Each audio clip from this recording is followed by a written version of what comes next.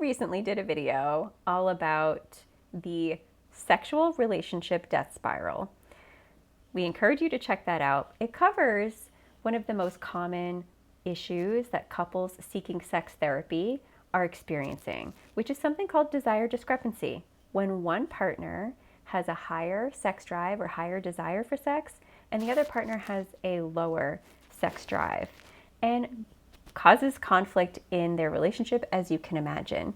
We briefly talk about 2 desire types in that video. And so in this video, we're going to give a little bit more information and detail as to what these 2 desire types really are. Welcome to the Pleasure Program. We are 2 licensed therapists specializing in sex therapy, and we are calling this video series Pleasure Program Quickies. This is where we cover a topic related to sex education, and we try to cover all the main points and give our insight and feedback relatively quickly.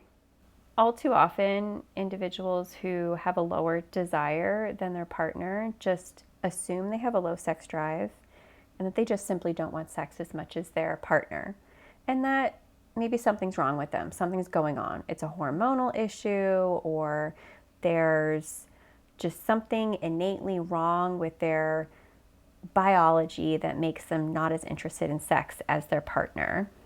Or some people catastrophize about the quality of their relationship, right? Do we just not have the spark anymore? Are we just not compatible anymore? Yeah, have we fallen out of love? Why don't I want sex like I used to? We're going to talk about the 2 primary desire types in relationships so that you can better understand which category you might fall into and what that means for you. It might not be that you have low sex drive. So before we get into the different desire types, let's just quickly differentiate between arousal and desire. So we're going to talk about desire types, which means mental desire, which means the want and willingness to have sex. Whereas arousal is your body's reaction or anticipation of sex, and those 2 don't always align. You can have desire in your brain wanting to have sex without bodily arousal, such as having lubrication, or you could have bodily arousal, such as having an erection, and not having mental desire wanting to have sex. So today we're going to be talking about desire. For example, a man might have an erection simply because they're, riding on down a bumpy road in a truck, and they just get an erection, but they have no mental desire for sex. It's just a physiological response that happened. Another example would be a female partner who is feeling very turned on, very much wants sex, but is not very lubricated. So let's talk about spontaneous desire first. It is the most depicted desire type in our culture, and spontaneous desire is what we consider to be normal since it is the most depicted in our society. We also tend to associate this desire type mostly with men, but it can be associated with any gender. Spontaneous desire is not necessarily what's normal, it's just one of 2 desire types. Spontaneous desire is the desire type where you have desire in anticipation of pleasure.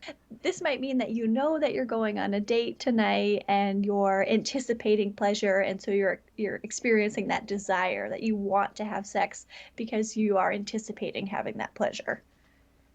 Spontaneous desire can occur simply thinking about sex.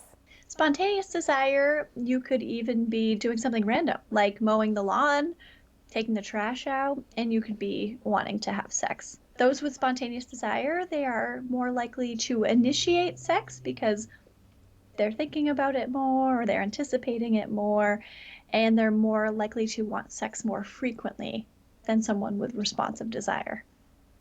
And with spontaneous desire, you might find that you're mentally there, you have the desire before you have the arousal, before you have that physiological response.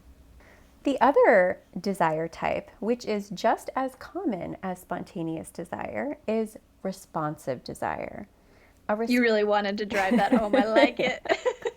So a responsive desire type means that you feel desire for sex in response to pleasure.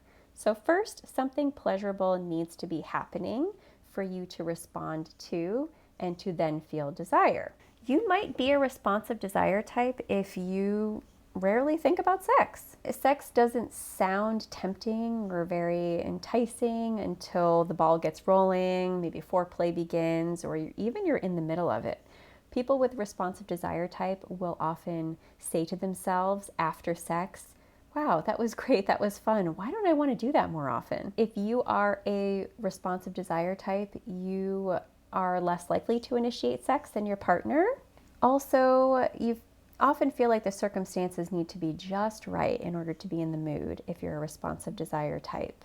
So dishes need to be done, laundry needs to be put away, kids need to be with a sitter or out of the house, or perhaps you needed to have a day with your partner in a certain way, perhaps sitting and talking or connecting in other ways before you feel desire start to kick in for sex. There needs to be circumstances that feel just right. And if you're a responsive desire type, you likely want to have sex less frequently than your partner. An example that I am stealing from the Come As You Are book by Emily Nagoski that demonstrates spontaneous desire versus responsive desire. Let's say your best friend invites you to a party, and it sounds like a nice idea, but you also have some conflicting feelings about it as the date is approaching.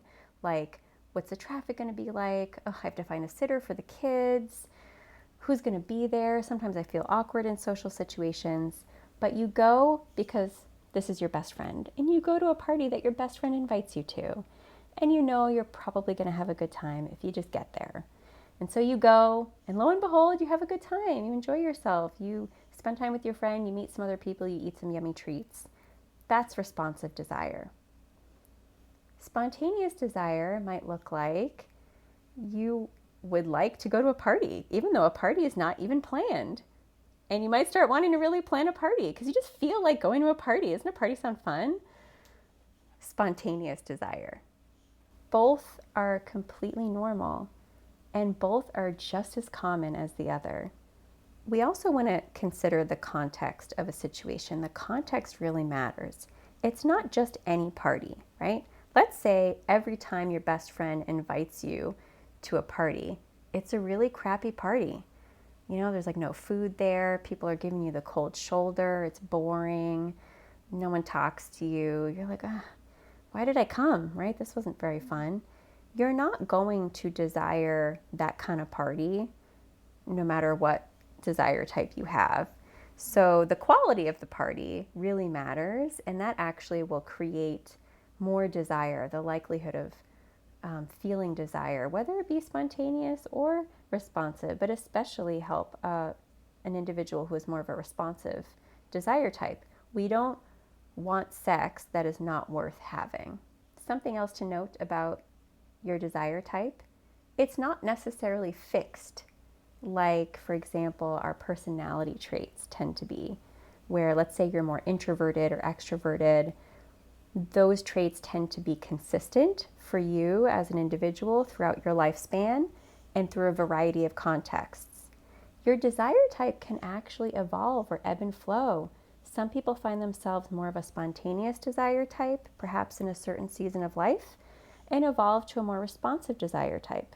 Emily Nagoski, in her most recent book, Come Together, which focuses on sustaining sexual desire in long-term relationships, she theorizes that there is perhaps no such thing as low sex drive. That what we see as low sex drive is simply responsive desire type. But it's an interesting theory that we need to focus more on the context and the nuance, what helps somebody be in a pleasurable state of mind that allows desire to occur. And that is going to be unique for each individual, such as some of the examples we offered earlier. If you know that having really close and connected and intimate conversation with your partner puts you in a pleasurable state of mind and allows you to be more open to desire, then that's something that you would know about yourself, communicate with your partner, and plan for.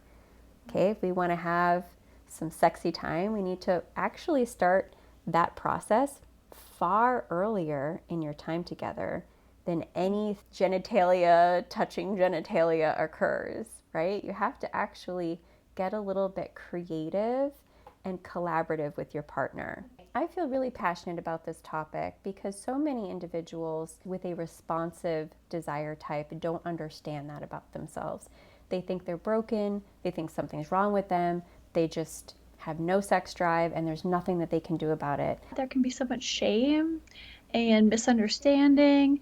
And so when you understand that it might more likely just be responsive desire, you need to plan ahead and collaborate with your partner, understand what you need to be in a pleasurable state of mind, then you really can make some positive changes in your sex life. The better that you do understand yourself, the more that you can collaborate with your partner and try to create these like shared, meaningful, fun sexual experiences. Research shows, based on Emily Nagowski's book, Come Together, that individuals with a responsive desire type are more likely to have higher quality sex over the long run. So there's actually good news because it requires you to be creative, to communicate with your partner, to understand yourself really well. It's the harder path to travel, right? If you have spontaneous desire, you seemingly are able to easily feel desire for sex. There is not much work involved. If you're a responsive desire type, you have to be a little bit more intentional about your sexual experiences with a partner. You have to plan ahead, know what helps you get there, and use all of that to your advantage with your partner. Those are really great skills that will take you far in a relationship.